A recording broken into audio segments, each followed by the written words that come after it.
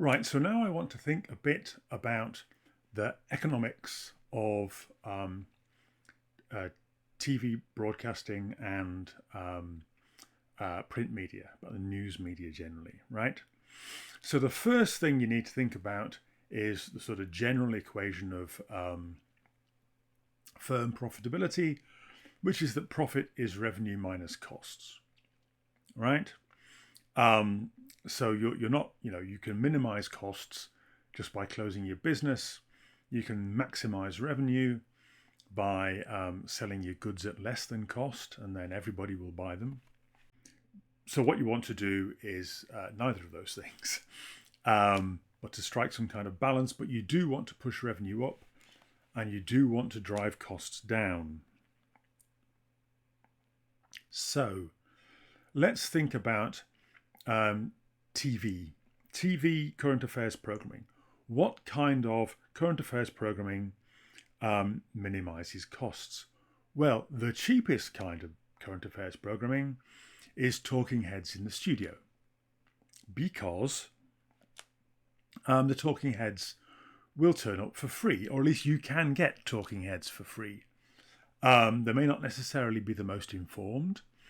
They may not necessarily be the talking heads who will most help your viewers to understand whatever it is you're talking about.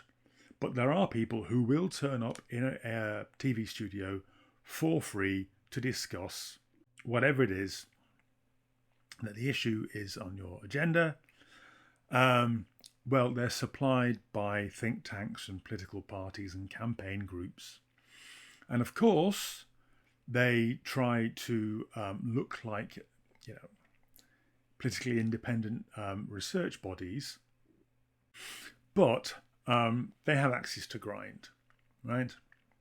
Sometimes they're very obvious, right? I mean, if it's representatives of a particular industry, you can easily kind of work out what their spin's going to be and discount for it, but it isn't always obvious. So the cheapest kind of current affairs programming is to get people with an axe to grind in the studio shouting at each other. This is also quite attractive in that it appeals to our natural liking for conflict, right? The number of people who are really interested in an issue may be quite low, but it might be supplemented by people who aren't really interested, but would quite like to see people shouting at each other, right? It's the same instinct that draws people to watch a fight in a pub car park. The number of people who care about what the fight is about is vastly outnumbered by the people who've just noticed that there's a fight in the car park and will just want to see what's happening. The same rather sordid principle drives current affairs programming. What kind of factual or documentary program is cheapest to make? Well, the sort that doesn't involve really going anywhere. The sort where you can send one person, right?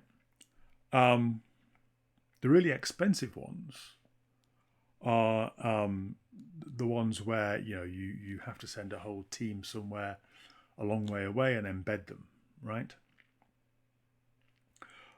What sort of factual programs attract corporate sponsors? Well,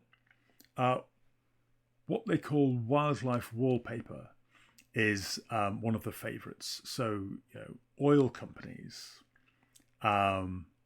like to sponsor documentaries about nature, but not documentaries about how loss of habitat and or documentaries about how nature is red in tooth, not miserable documentaries about lions dying of starvation, but our friend the tiger, that kind of stuff. Nice documentaries about wild animals that don't involve too much sex and violence,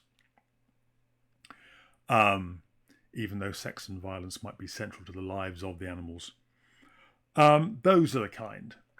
Documentaries that rock the boat, documentaries that expose wrongdoing in high places, these don't get corporate sponsorship. So in media environments where corporate sponsorship is important for broadcasting, it's the anodyne stuff that's going to draw the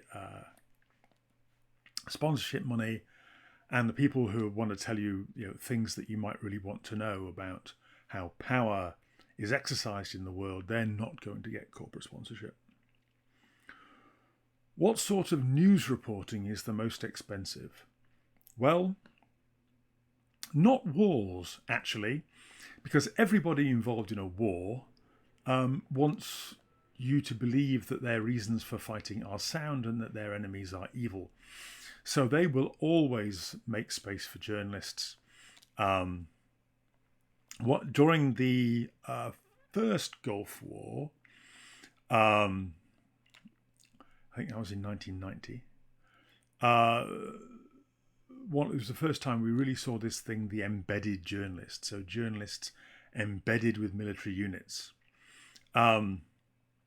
which meant that we got lots of whooshing and banging on the TV news, but of course that doesn't really tell you what's going on.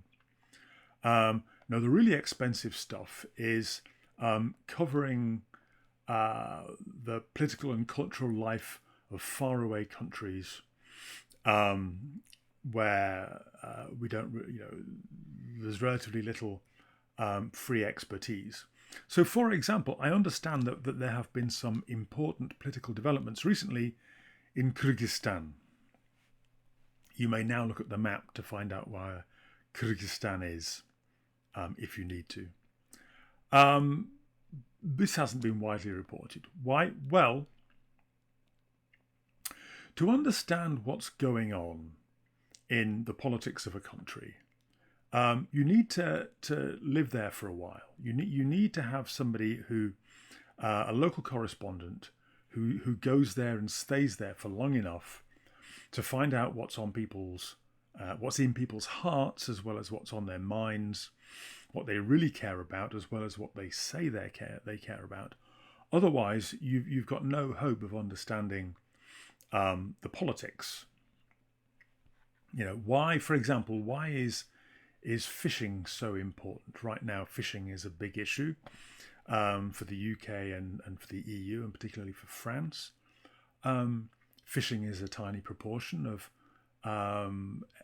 all of these countries' economies, and yet it's a major international issue. Why? Well, because it has a cultural importance. You need to stick around in a country to find out these kinds of things.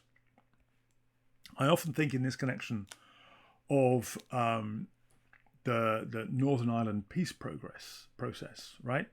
So that's the peace process that's I best understand, I think, because it happened in a place where I've been watching the news for all my life, right? So I know who the local political players were. I knew my my Jerry Adams from my Ian Paisley and all the rest of them. And so I could understand why it was possible, right? Even though on the face of it, there were these profound cultural and historical political divisions. But if you look at, if I look at conflicts elsewhere in the world, like, for example, the conflict in Nagorno-Karabakh has flared up again recently, I don't really understand what... I know the names of the countries that have claims to that territory, and I can there's some stuff I can read in English to tell me a little bit about what's going on, but I don't really understand it. I certainly don't. I don't understand it in anything like the depth that I do politics in Northern Ireland.